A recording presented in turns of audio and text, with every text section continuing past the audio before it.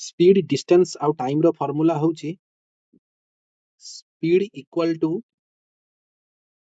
Distance by time.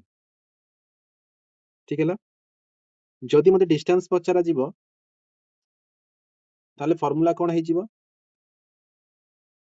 Speed into time हैला।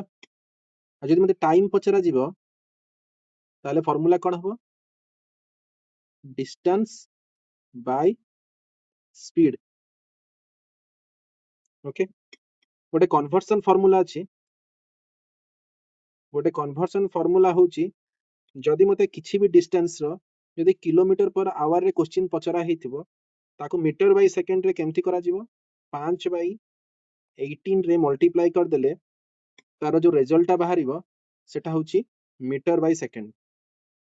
जदि metre by second रे यदि क्वेश्चन थिबो ताको 18 बाय 5 रे मल्टीप्लाई कर देले तार जो आंसर बाहरिबो सेटा होची किलोमीटर बाय आवर।